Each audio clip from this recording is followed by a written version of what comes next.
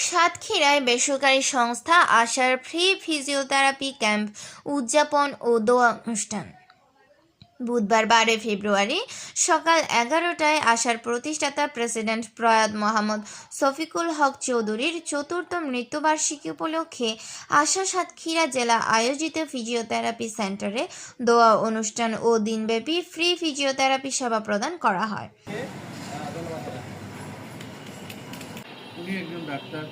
Doctor Nazmul হুদার সার্বিক তত্ত্বাবধানে ফিজিওথেরাপি সেন্টারে দিনব্যাপী প্রায় 150 জন রোগীকে ফ্রি চিকিৎসা প্রদান ও ফ্রি ফিজিওথেরাপি উপকরণ বিতরণ করা হয়। পৃথিবীর মাটির নিচে যত মুমিনিন মুমিনাত মুসলিমিন মুসলিমাত প্রতিবন্ধী বাচ্চা এদের যাবতীয় ফিজিওথেরাপি সেবা প্রদান করে থাকি।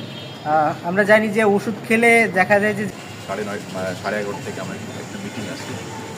তো আসার যে কার্যক্রম আমরা ইতিমধ্যে এমন একজন সুন্দর মানুষ, সবার সাথে সমানভাবে মিশত এবং উনি একটা কথাই বলতো, সদরের সহযোগিতা আপনারা আমাদের অফিসে আসবেন, কথা বলবেন, আসার পক্ষ থেকে আমরা সর্বাত্মক সহযোগিতা এবং সেবা প্রদান করার চেষ্টা করব। এই সময় অনুষ্ঠানে প্রধান অতিথি হিসেবে বক্তব্য রাখেন আশা সাতক্ষীরা জেলার ডিস্ট্রিক্ট ম্যানেজার মোহাম্মদ সাইফুল ইসলাম।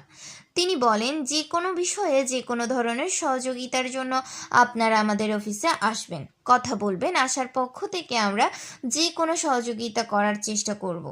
বিশেষ অতিথি হিসেবে বক্তব্য রাখেন জেলা সমাজসেবা কর্মকর্তা মোহাম্মদ সেলিম আহমেদ, সহকারী অফিসার। তিনি বলেন, আশার যে কার্যক্রম সম্পর্কে জেনেছি, দীর্ঘদিন ধরে আশা বাংলাদেশে বিভিন্ন ধরনের সেবা দিয়ে থাকে, সেটা অনেক ভালো কাজ।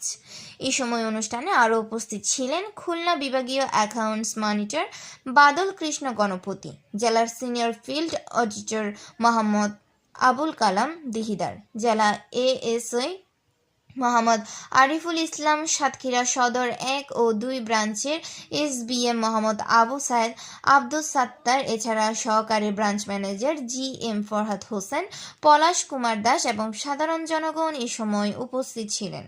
অনুষ্ঠানে সভাপতিত্ব করেন সাতক্ষীরা সদর উপজেলার সিনিয়র আর.এম. ফরিদুল ইসলাম। অনুষ্ঠানে দোয়া মোনাজাতের মাধ্যমে অনুষ্ঠানটি সম্পূর্ণ হয়।